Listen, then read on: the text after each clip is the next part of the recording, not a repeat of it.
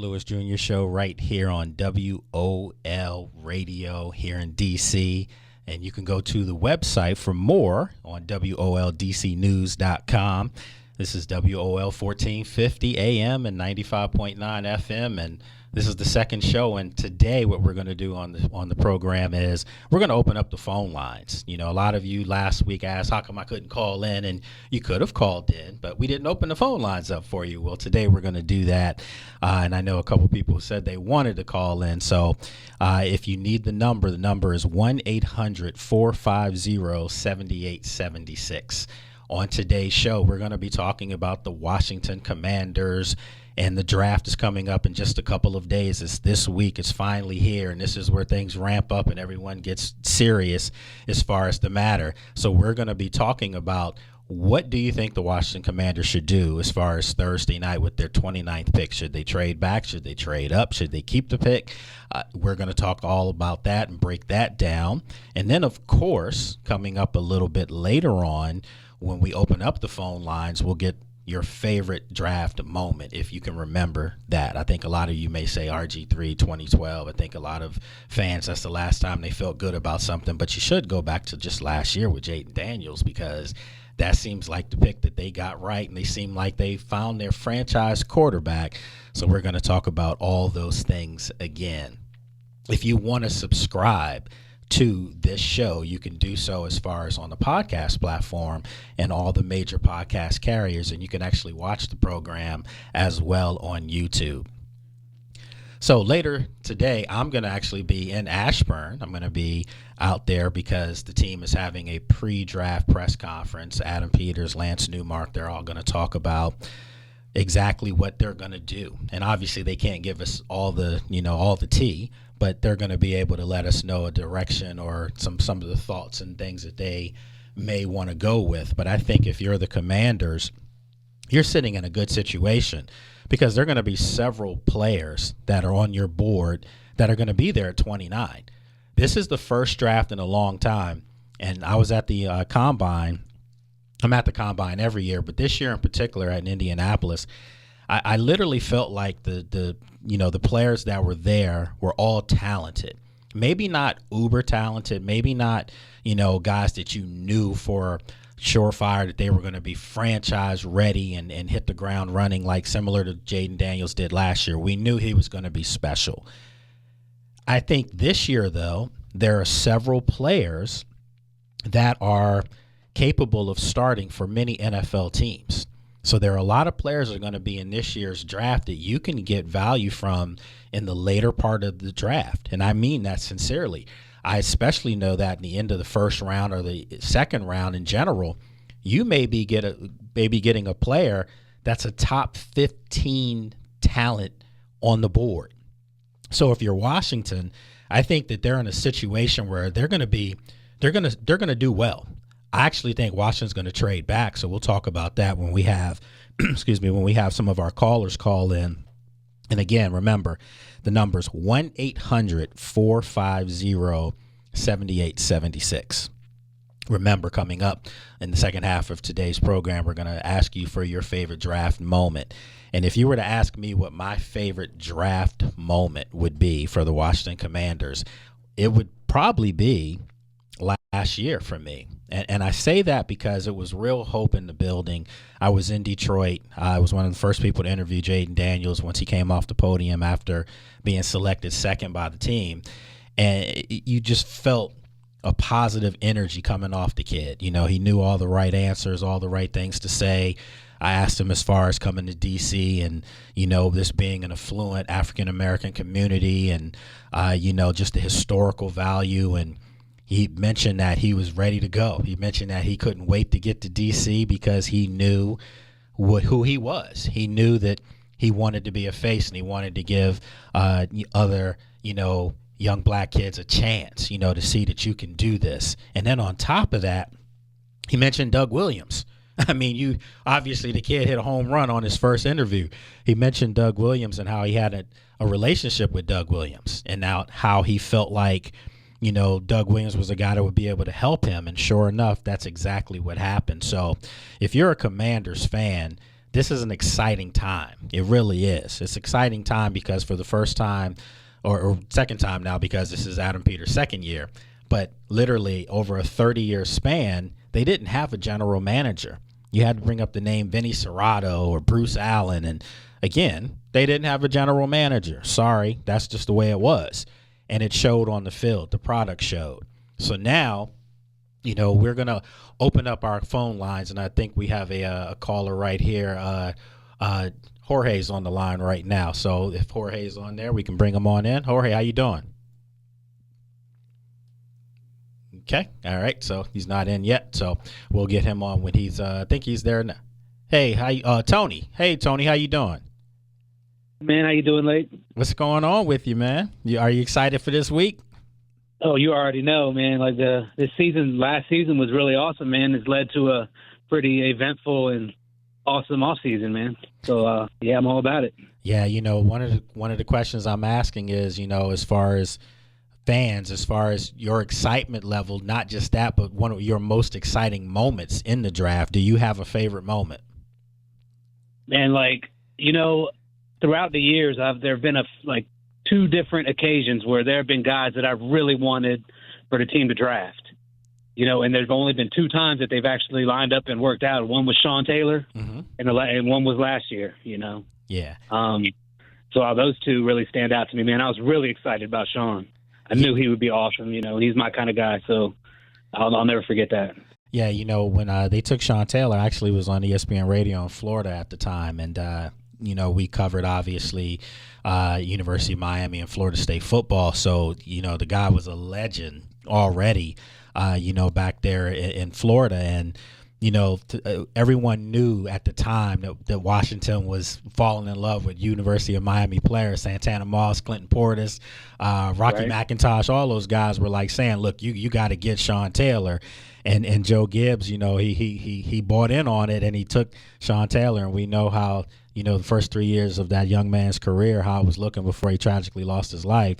So yeah, that was an exciting time too. Where would you put last year though with Jaden? Is it up there for you? Oh, it's definitely. I mean, it's got to be right up there with it. I mean, after the fact more so though. I mean, I'm gonna admit that I wasn't sure. I thought he was kind of small. Yeah. But seeing him play last year, man, I mean, who couldn't love that? And he's engaging. His work ethic, you can tell that he puts the work in. That VR stuff is really interesting. And he just lifts the level of the guys around him to a level like we've never seen here, man. Yeah, never. I've been saying, Tony, for the longest time, Washington's never had a franchise quarterback. If you want to say Sammy Ball, that was like in the 1930s and 40s. But in modern football, they've had really good quarterbacks. Don't get me wrong. This isn't a slight to Doug. I'll see Doug later today. That's my guy. It's not a slight to Doug or Mark Rippon or Joe Theismann. All three of those guys won Super Bowls under Joe Gibbs, the only coach to actually win 3 Super Bowls with 3 different quarterbacks. Right. But those guys were guys that may have had 2-3 really good years. Joe Theismann was an MVP one year. However, we're looking at Jaden Daniels now, and we talk about it when you come on the other parts of my show, that this guy is just, he's a phenom, and he's one of those players that you can look at from a talent standpoint, and you can say if you're Washington that you have one of the top 5 talented quarterbacks in football. Did I say he's a top 5, Tony? Don't get me started on that one, right? Yeah, I know, right? So hey, I'm in agreement with you though about that. So we're good. Yeah. So real quick before we wrap up, and funny folks, we have Tony on the line right now, big supporter of the program. As far as Thursday, I'm going to put you on the spot here. What do you think Washington should do with that 29th pick? Yeah, well, I'm hearing a lot of buzz around Donovan Ezeraku. Yes.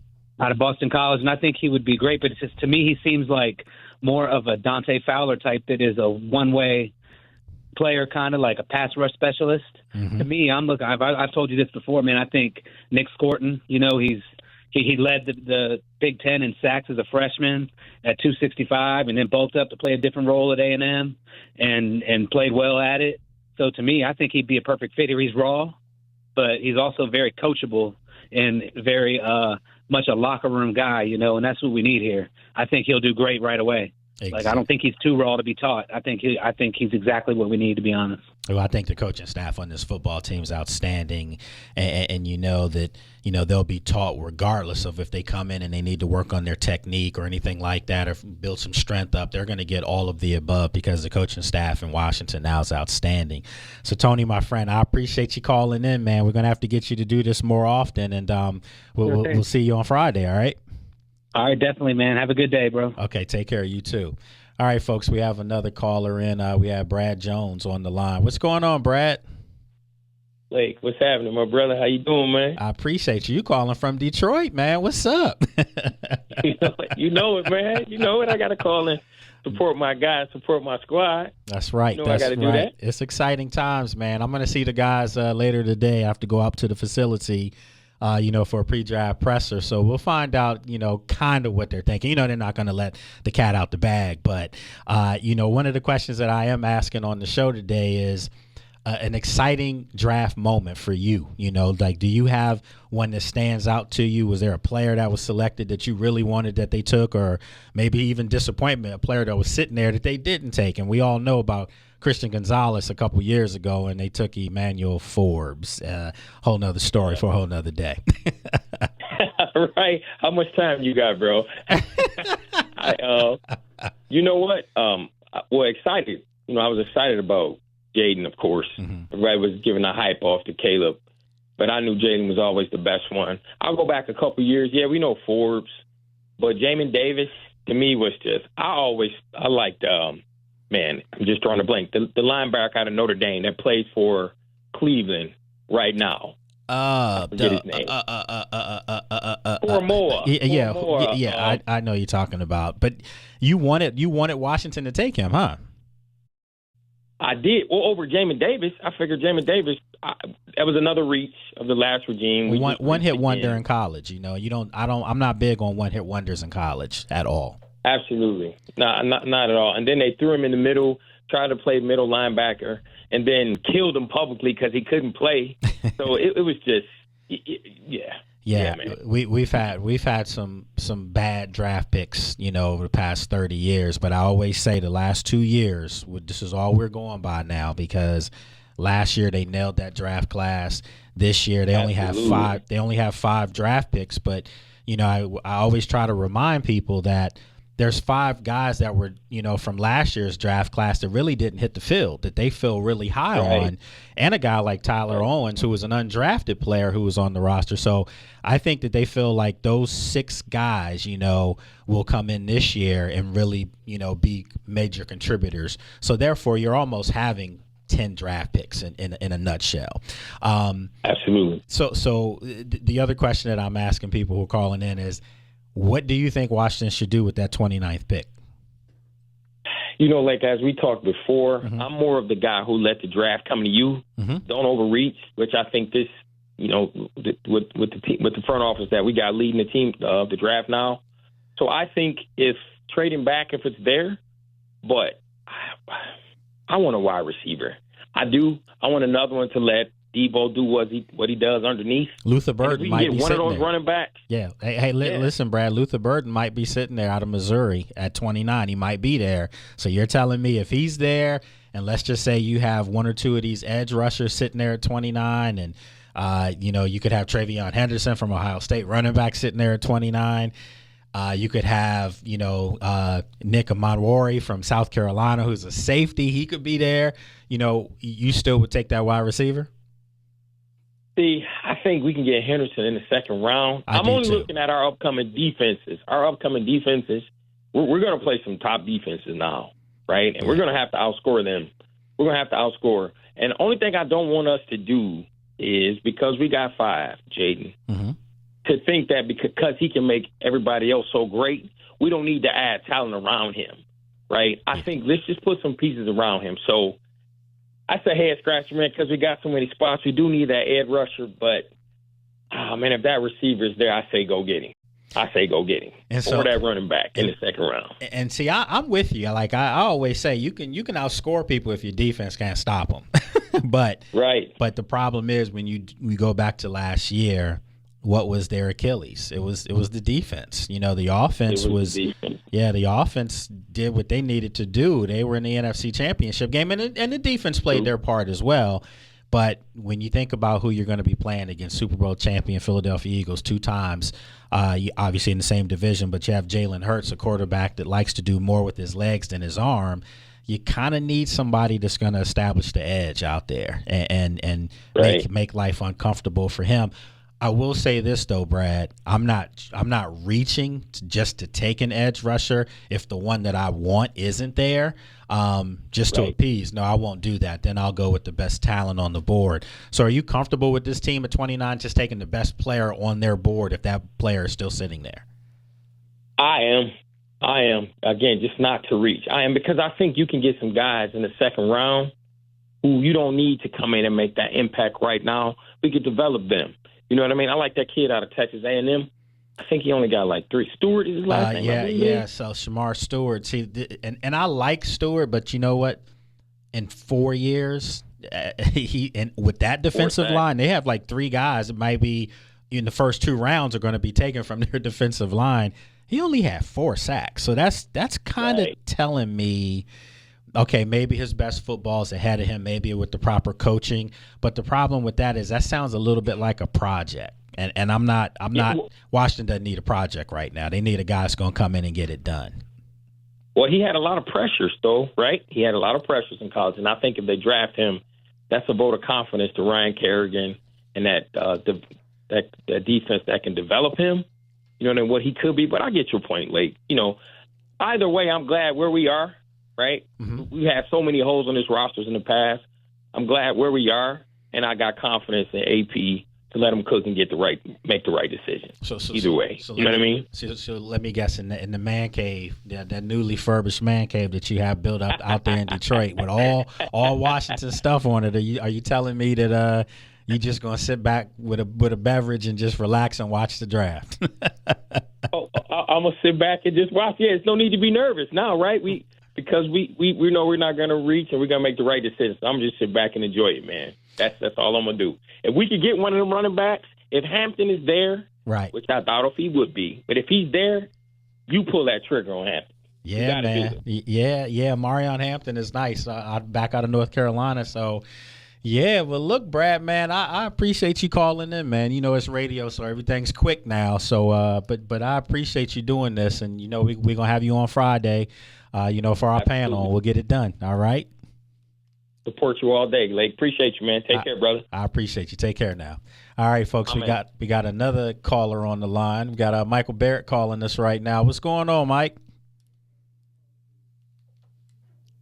All right. So yeah, we get Mike squared away here in 1 second. But yeah, these are folks that are supporters of mine, and I greatly appreciate all of them, man. You know, they follow what I do, and they're calling in. Michael Barrett's online with us right now. What's going on, Mike?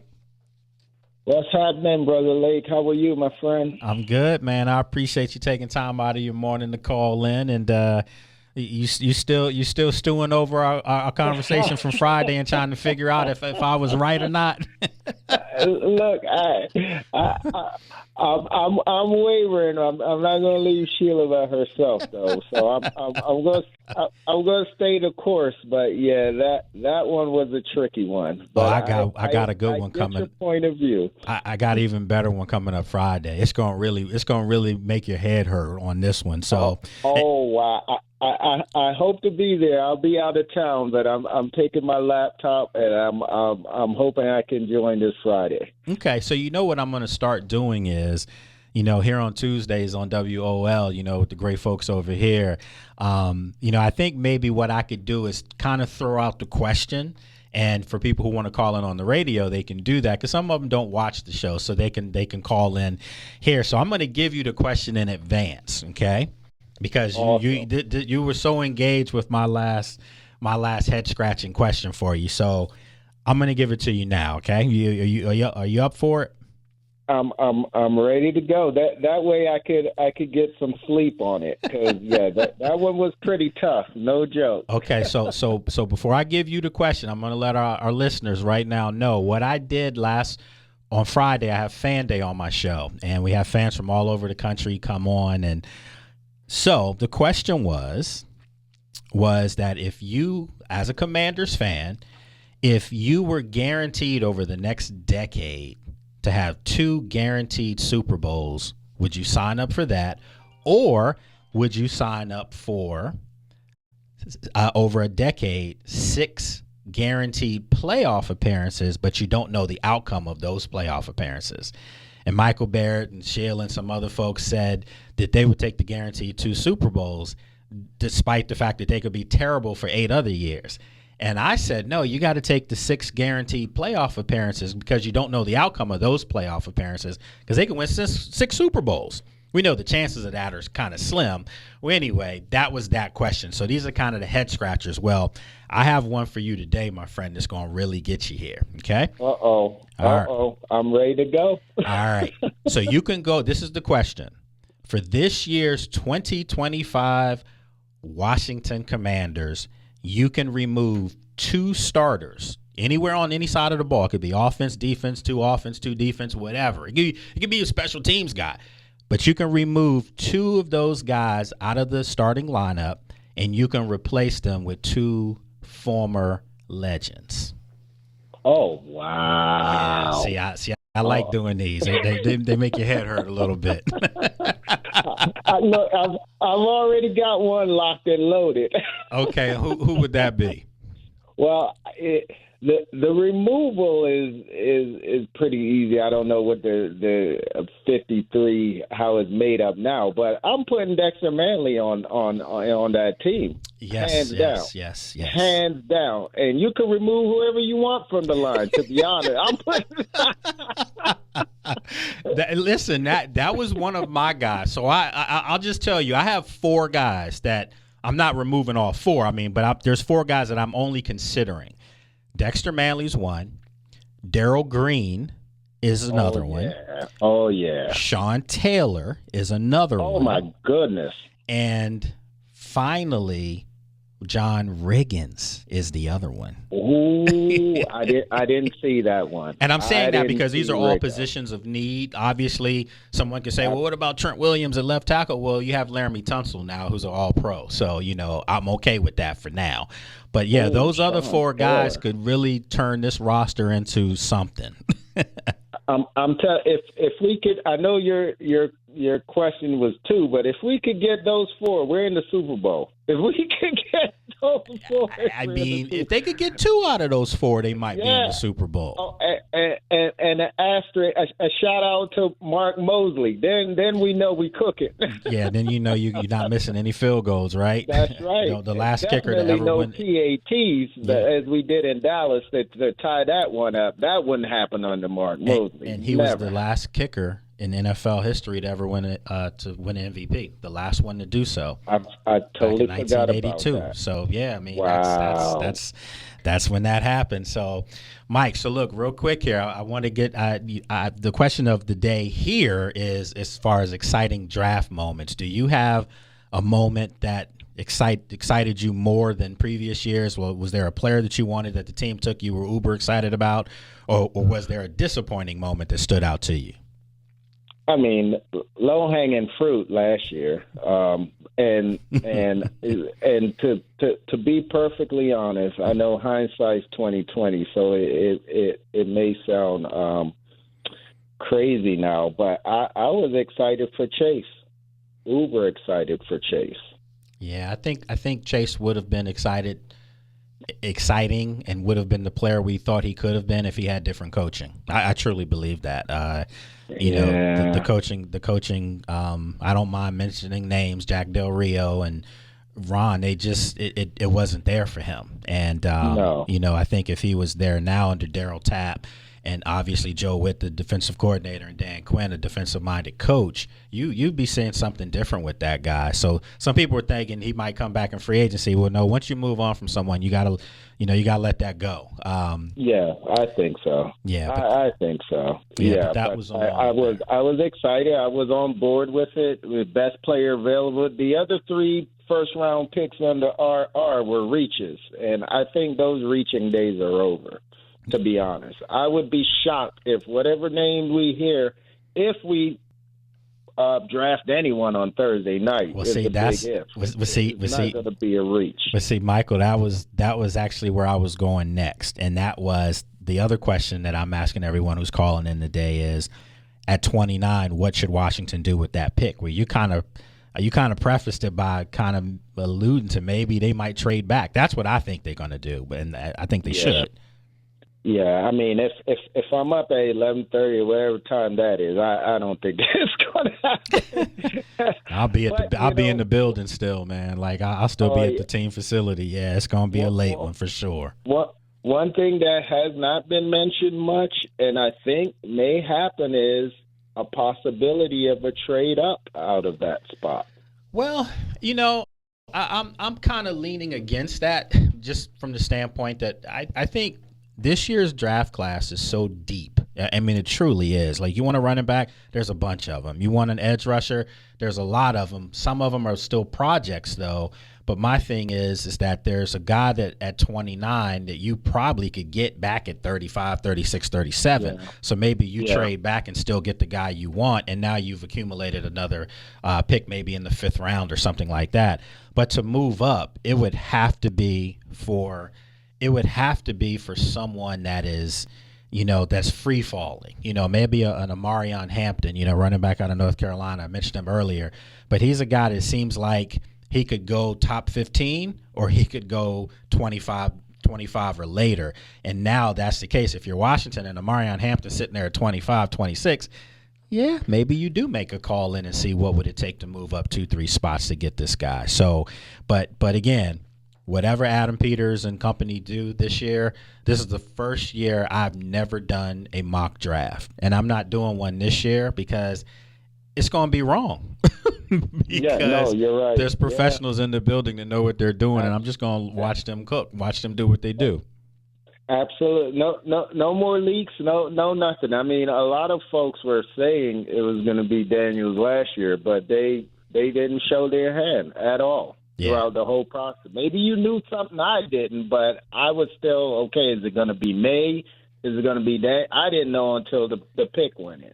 All right. Well, look, my friend Michael, I appreciate you calling in. We got to agree to wrap this up, but I guess I'll see you on Friday. I appreciate you, man. Yes, sir. Yes, sir. All right. All right. Thank you. All right, folks. Look, we got to get ready to wrap up today's show. It goes by that fast. It goes by in a blur when you're having fun. But I want to thank everybody out there. And once again, Crossover Meets, the show is brought to you by the great folks over at Crossover Meets.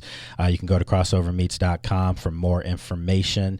And remember, you can go to WOLDCnews.com for more information on the Lake Lewis Jr. Show. Have a good one, folks. We'll see you next week.